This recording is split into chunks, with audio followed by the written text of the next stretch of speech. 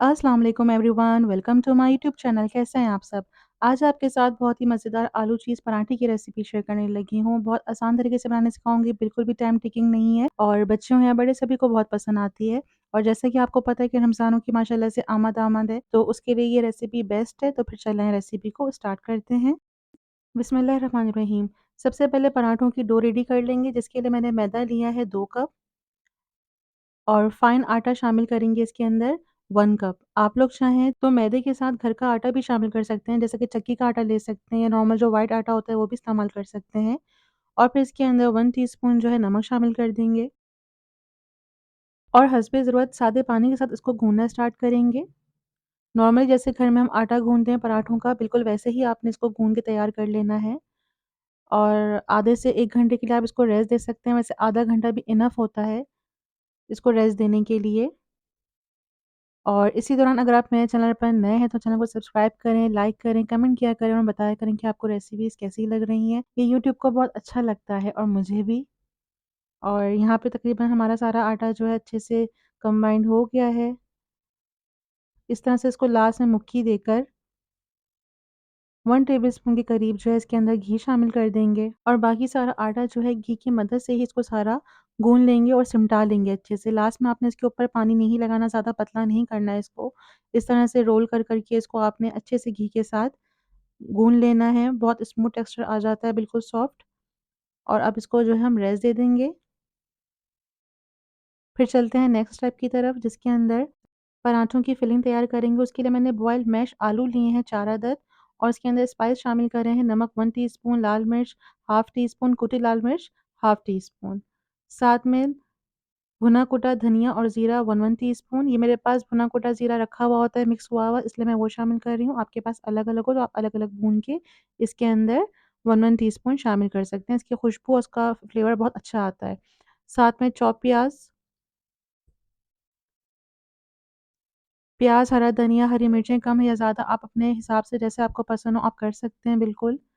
हरे धनिया का फ्लेवर बहुत अच्छा आता है।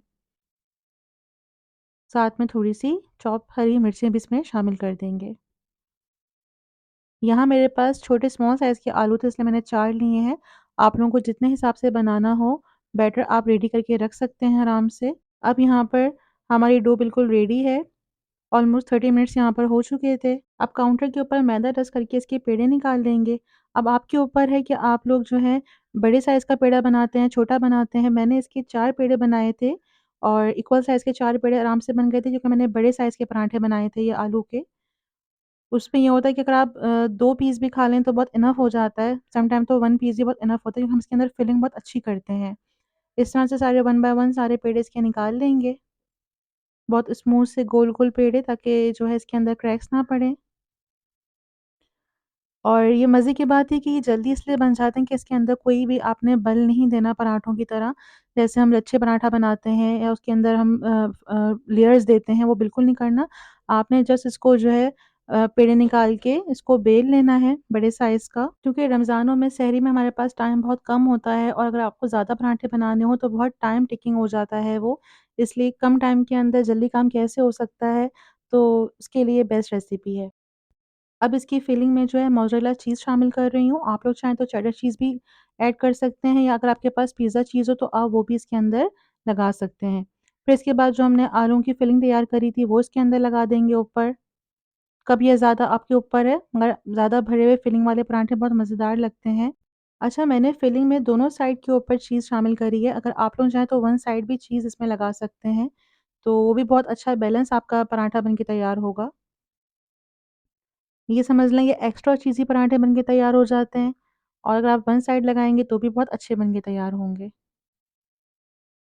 बस इस तरीके से चीज़ लगाकर वन साइड आपने इसको बहुत आराम से जो है ओवरलैप कर बिल्कुल डी शेप के अंदर बना लेना है और कॉर्नर्स को एक दूसरे के साथ मिला लेंगे।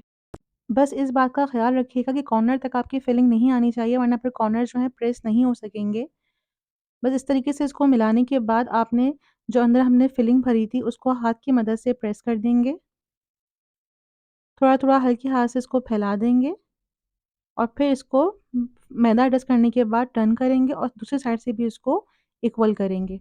अच्छा, यहाँ अम्मी मेरे पराठों को देख रही थी कि मैं किस तरीके से बना रही हूँ, तो वो भी साथ-साथ उसको जो है मुझे गाइड कर रही थी कि इसको इस तरीके से हल्के हाथ से प्रेस करो, ताकि इसकी फिलिंग जो है इक्वली इसके अंदर फैल जाए। और बात ये है ना कि हम कितने ही क्यों ना बड़े हो जाएँ, लेकिन कुछ ना कुछ कमियाँ हमारे साथ रह ही जाती हैं, जो कि हमारी अम्मियाँ होती हैं सही करने के लिए। अल्लाह पाक हम सबकी माँओं को जो है सलामत रखे। और बस इस तरीके से जो है चुटकी बना-बना के ये डिज़ाइन बना लिया था। अगर आप लोग बनाना चाहें वैसे तो बहुत ईज़ी है, कुछ इसमें ऐसा मुश्किल नहीं है, कोई रॉकेट साइंस नहीं है। बस इससे ये होता है कि कवर हो जाता है और लुक बहुत अच्छा आ जाता है। और अगर नहीं हो सकता तो आप इसको अच्छे से प्रेस करने के बाद फ़ोर्क से जो है उससे भी प्रेस कर सकते हैं, नहीं तो नॉर्मली आप अगर हाथ से भी इसको प्रेस करेंगे ना, जैसे हम पराठे के लिए करते हैं, तो तब भी ये बिल्कुल अच्छे से पैक हो जाएगा। अब यहाँ पे दूसरा वाला पराठा भी मैं तैयार कर रही थी, इसको भी सेम इसी तरीके से आपने कर दूसरी साइड से भी अच्छे से आपने फैला लेना है और इस तरह से चुटकी बना-बना कर जो है अपनी डिज़ाइन बना लेना है। बिल्कुल भी मुश्किल नहीं है, बहुत आसान है। नहीं बन सके तो आप इसको अच्छे से प्रेस कर वैसे भी बंद कर सकते हैं। तो एक अच्छा-सा लुक आ जाता है और आपका पराठा बहुत ज़बरदस्त सा तैयार हो जाता है। मुझे इसमें अच्छी बात ये लगती है इस पराठे के अंदर कि इसके अंदर बेलने का मसला नहीं होता, वरना मोस्टली जो है जब आप आलू के पराठे बेल रहे होते हो तो उसमें से लाज़मी फिलिंग थोड़ी बहुत निकल जाती है, जो कि बहुत ज़्यादा मेस कर देती है। तो मुझे ये वाला पराठा बहुत पसंद है। तो मैंने सोचा कि आप लोगों के साथ भी ये रेसिपी शेयर की जाए ताकि आसानी के साथ सबका बन जाए। अब यहाँ पर जो है तवा गरम करके उसके ऊपर थोड़ा-सा घी डालेंगे और इसको जो है सेंकना शुरू करेंगे। बहुत ख़्याल के साथ आपने इसको जो है सेंकना है, क्योंकि ये बड़े साइज़ का बन गया था और फिलिंग भी माशाल्लाह से इसके अंदर बहुत अच्छी थी। तो थोड़ा-सा इसको उठाने में मसला हो रहा था। अगर आप छोटे साइज़ के बनाएँगे तो वो भी मसला नहीं होगा। लेकिन ये कि एक बड़े साइज़ का पराठा बनाने से अगर आप इसका 1 पीस भी खाएँगे ना, तो वो भी बहुत जिसे कहते हैं बहुत हेल्दी होता है और आपका पेट भर जाता है। अगर तो आपको बहुत ज़्यादा नीड है तो आप सेकंड वाला खाएँगे, अदरवाइज़ ज़रूरत नहीं पड़ती।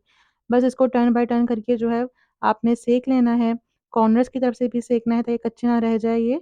क्योंकि बीच-बीच का पराठा सिक रहा था, साइडों के अंदर जो है सेंकने में थोड़ा-सा मुश्किल हो रही थी, तो इस तरह से आपने उसको एक साइड से पकड़ के कॉर्नर का साइड जो है सेंटर में लाकर उसको सेंक लेना है। बहुत प्यारा प्रॉपर इसके अंदर इक्वल कलर आ जाता है पराठे का। और इतने में जो है इसके अंदर की जो हमने चीज़ दोनों तरफ इसके अंदर ऐड करी है, वो भी अच्छे से जो है मेल्ट होना स्टार्ट हो जाती है। और बस ऑलमोस्ट हमारा ये पराठा बिल्कुल सिक चुका है। बहुत अच्छा क्रिस्पी पराठा बन के तैयार होता है ये, आप इसकी शक्ल देख के अंदाज़ा लगा सकते हैं कि ये कितना ज़बरदस्त लग रहा है ये, और ये बहुत मज़ेदार था। क्योंकि गरम और क्रिस्पी पराठे खाने की बात ही कुछ और होती है। और माशाल्लाह से यहाँ पे हमारा पराठा बिल्कुल सिक चुका है, बिल्कुल पठान की होटल जैसा पराठा। और इसको बस अब मैं सर्व करती हूँ, आपको कट करके दिखाती हूँ कि इसकी फिलिंग कैसी लग रही है। और इस टाइम पे ये पराठे बहुत ज़्यादा गर्म हो रहे थे, इसलिए मुझे छन्नी में काटने में मुश्किल हो रहा था। तो फिर मैंने कटिंग बोर्ड ले लिया, कटिंग बोर्ड के ऊपर बहुत अच्छे इक्वल पीस कट जाते हैं। और ये देखिए, बहुत गर्म हो रहा है, नहीं पकड़ पा रही थी। ये देखिए,